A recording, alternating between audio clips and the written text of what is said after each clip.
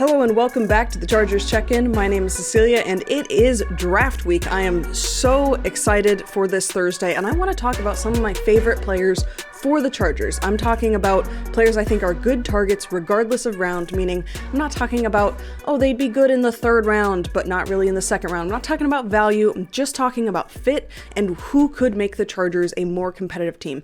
I'm not saying that these are the best players in their position, just players that I would be very excited about if they ended up on the Chargers. So there are obviously a lot of players that are going to be out of reach and in between, guys in, who are going to go in the 30s or whatever it is in between the Chargers picks. But I fully expect the Chargers to trade up, trade back, move all over the board. That's something Ortiz has proven that he wants to do. So I am open to every possibility, and there are some players that I would be very excited about if they ended up on the Chargers. So I'm going to start by talking about a guard. I have 6 total players that I'm going to discuss. So the guard I want to talk about is Keilan Rutledge, number 77 out of Georgia Tech. He's 6'4", 316 pounds, and he played closer to 330 pounds because Georgia Tech very much ran a sort of power spread offense, if that makes sense, like a lot of downhill running. But I haven't had a chance to talk about him in my guards video. I only talked about the top 5, and at the time he definitely wasn't in it, but I am going to go more in depth on the players that I haven't yet talked about. So he started his career at Middle Tennessee, took 2 years at Georgia Tech, and lost a lot of weight ahead of the combine. I think he really wanted to show that he could be scheme versatile, since Georgia Tech was so much in that gap and power scheme. And I think the best way to describe Rutledge's play style is he is out for blood. This is a man who wants to hurt people, and honestly, we should be grateful that the most harmful thing he seems to do is play football.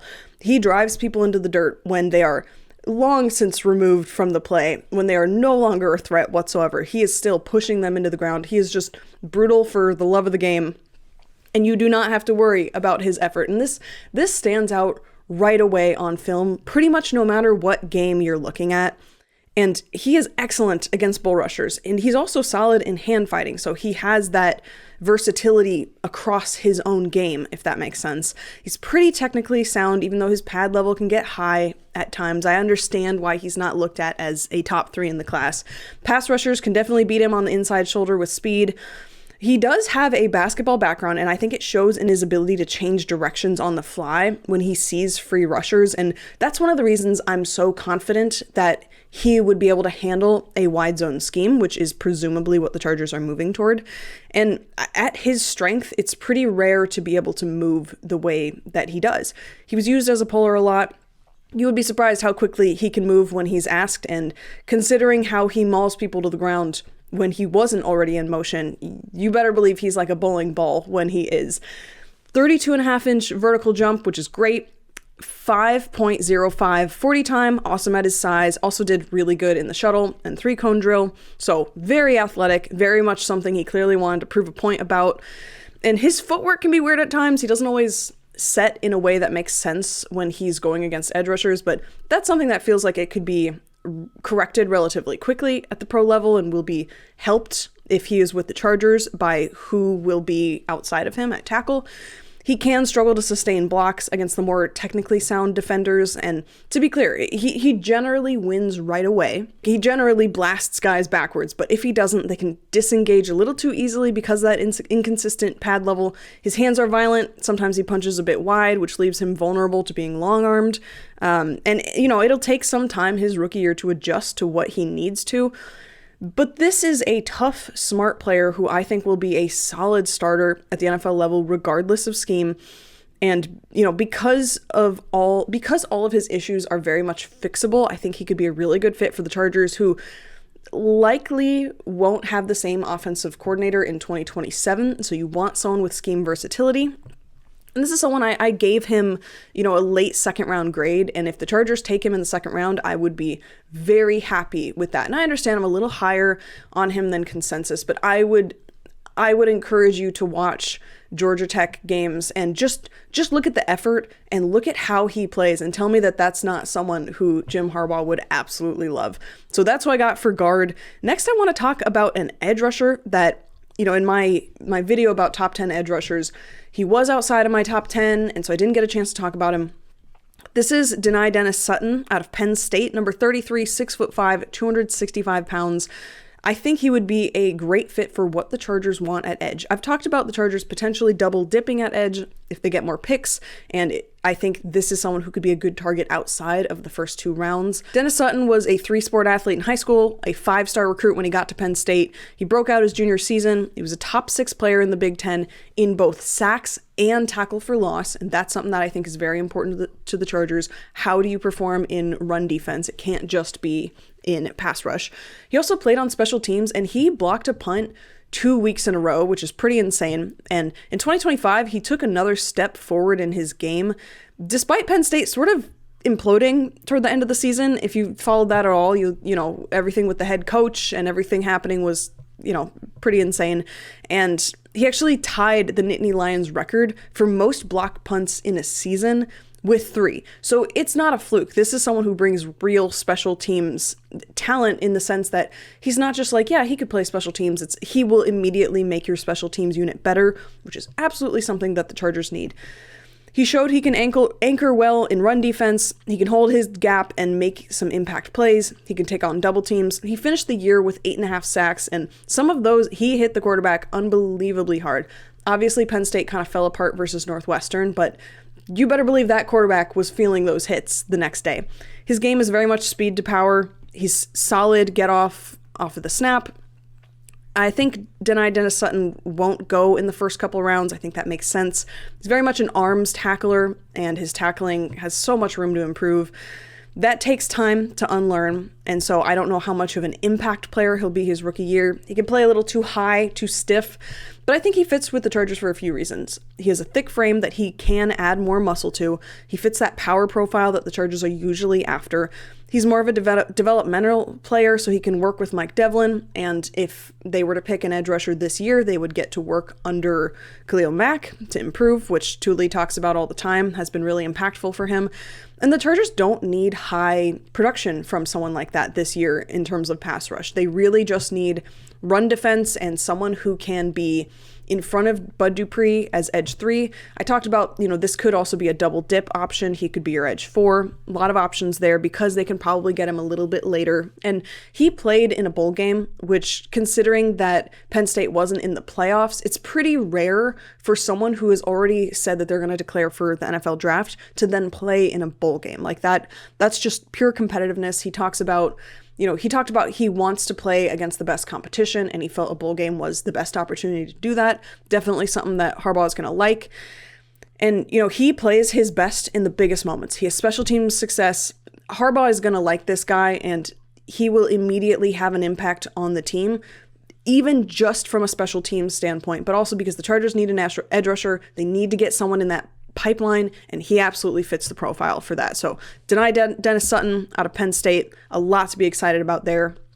The next guy I want to talk about is a linebacker who I did talk about in my Linebackers Part 2 video, although none of you watched that. So, but upon my second watch of the film, he definitely moved up my rankings. This is Bryce Boettcher out of Oregon, number 28, 6'1", 233 pounds.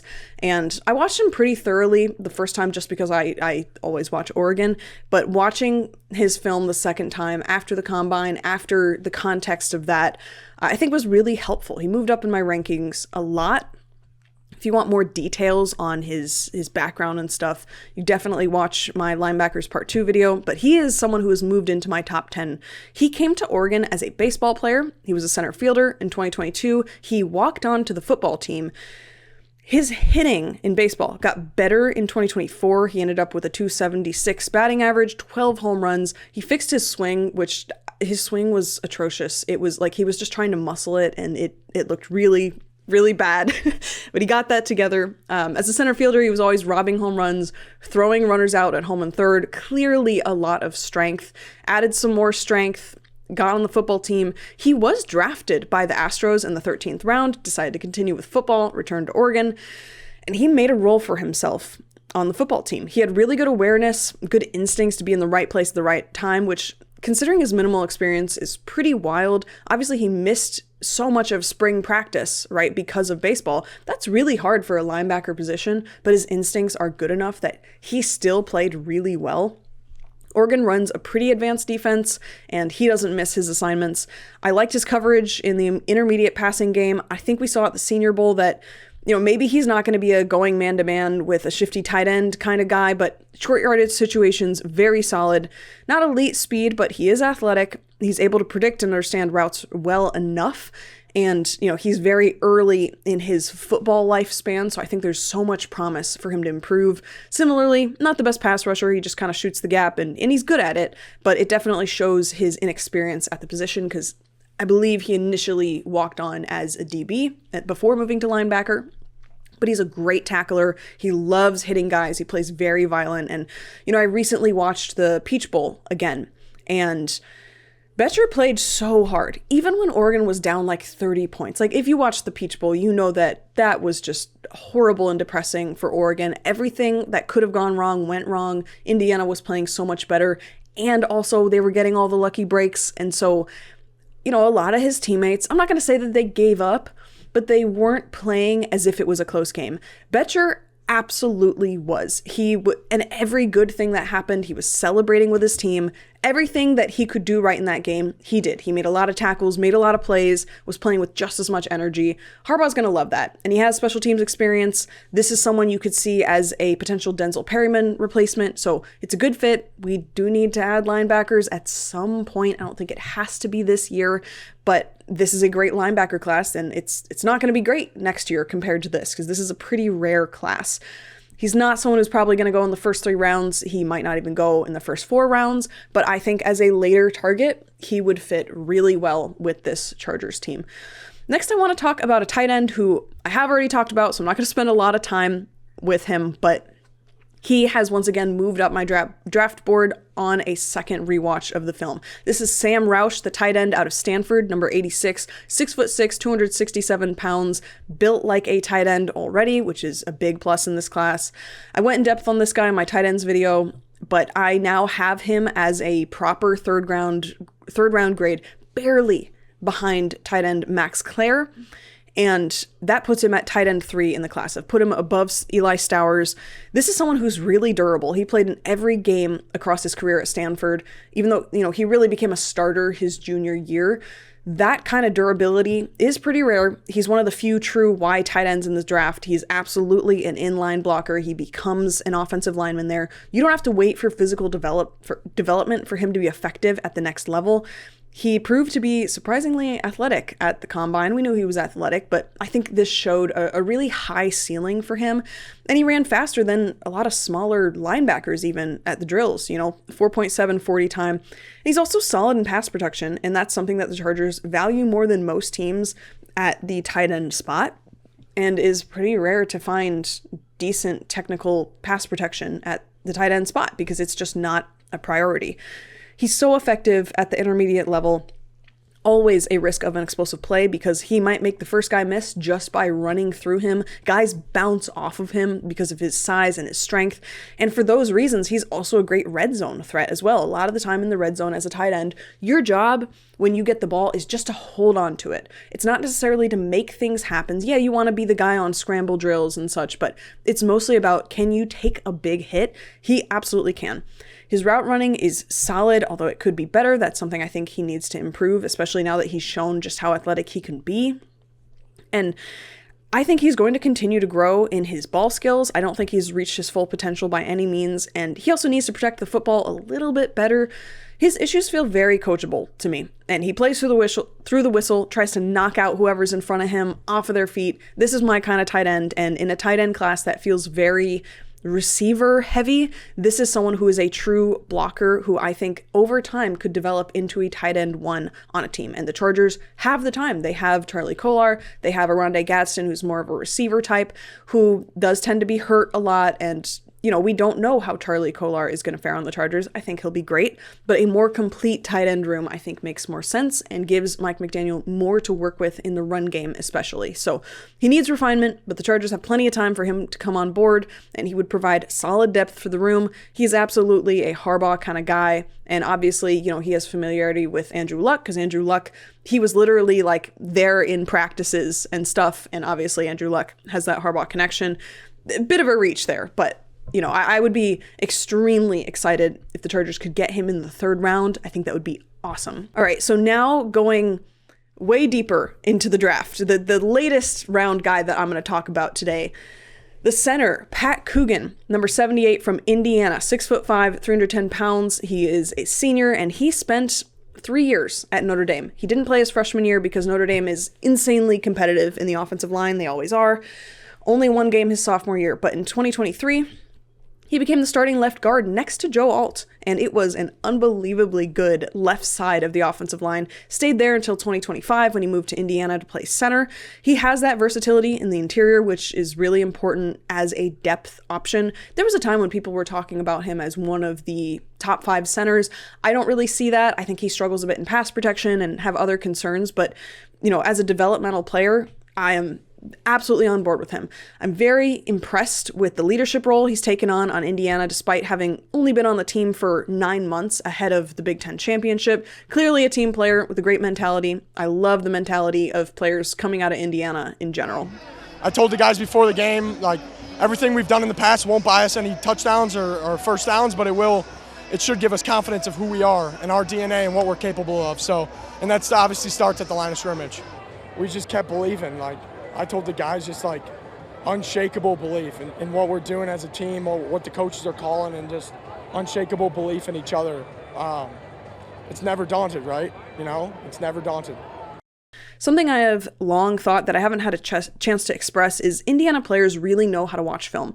They are always where they're supposed to be, and like I said, I just watched the Peach Bowl again, and when Fernando Mendoza fumbles the ball, Oregon obviously thought something was finally going their way. And, it was a great job by the tackler, and Oregon, all sorts of Oregon players are right there. They try jumping on it. Pat Coogan is right there to jump on the ball. And how many offensive linemen actually follow a play that closely, especially when their team is already winning by so much?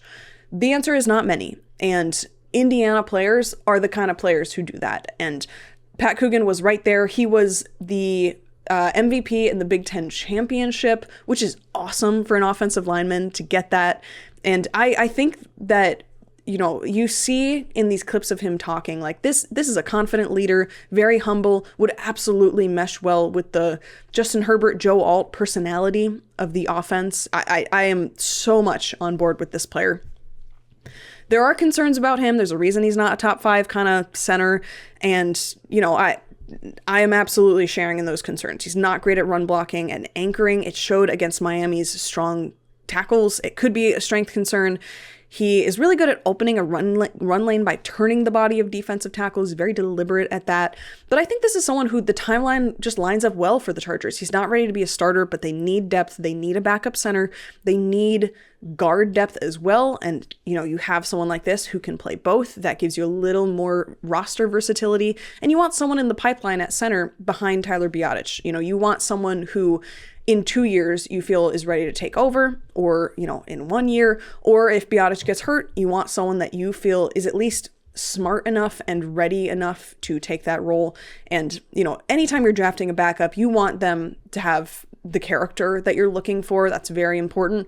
And he absolutely does. So if the Chargers are able to get him with their last draft pick, that would be awesome. If, they end up picking in the 170s, 160s, and he's there, I would love that pick. I would be very excited if Coogan ended up with the Chargers. One more player I want to talk about, and this time we're going to the defensive side. Zakee Wheatley is the safety out of Penn State, number 6, 6'3", 203 pounds, former 4-star recruit out of Maryland, and also a former wide receiver, and it very much shows with his ball skills. In 2024, he got 3 interceptions, played great in the postseason, as Notre Dame fans will remember with that interception. He very much could have declared for the draft last year, but he didn't. He stayed, took another step forward, which is always really good to see, especially given the turmoil in the Penn State program. He didn't do great at the combine. I think that's going to make a lot of teams nervous. he didn't have a great 40 time and didn't show a lot athletically, but on the film, his long speed is solid. And he has a very lanky build. That's the first thing you're going to notice. He's 6'3", a little bit lighter for what he is. And, at the safety position in the NFL, you definitely want someone a little bit bigger. I think it shows up in his tackling, which he has to work really hard to get guys to the ground. And at 6'3", he does have an advantage in contested catch situations, even though he doesn't have the longest arms. Just that height difference makes a big difference. And he does a good job boxing out receivers when he's able to. He's not the best in man coverage. You're not going to want to put him in press situations for a while. He gets very messy, but the urgency is through the roof. His run defense is awesome, very dependable, good angles, good timing, runs hard, downhill. His tackling has steadily improved, should improve in the next year as he adds weight and gets more comfortable, and I think gets some technical refinement from a professional coaching staff. He is 24, and, like I said, he didn't do great at the combine, so he's definitely moved down on a lot of teams' boards, but the Chargers are a team I think he makes a lot of sense, and I think it's a landing spot he could definitely reach his potential. The Chargers need depth at the safety position, not urgently, but you have to think about Elijah Molden has been hurt a lot. Tony Jefferson may or may not be back next year, and if Jefferson is gone, you really need a replacement in that run-stopping ability, and I'm not saying this is likely by any means, but if the Chargers aren't able to extend Derwin James, you very much want someone who can kind of fill that slot corner role, and there have been times where Zakee Wheatley, I think, has shown a lot of potential in that regard, and, obviously these concerns about him are real, but the Chargers have a proven DBs coach in Cliff Kingscale, and if anyone can get someone to reach their potential, it's him, and there's also, with Derwin James getting older, the injury risk is greater. Do you want someone that can fulfill that role? Not to the same extent. He's never going to be Derwin James, but it gives you a little flexibility around the extension. It gives you a little bit of flexibility around injuries, and I think it would be a good thing to add another body to that room. And the Chargers should be able to get him later than what most people originally thought. Won't cost a premium pick. And, we got to keep feeding the defense resources. We got to give Chris O'Leary everything that we can. So those are the players that I would be most excited about if the Chargers were to get them on their team somehow. Obviously, I didn't pick the number one guy in any of these positions because we've talked about the number one guys for sure.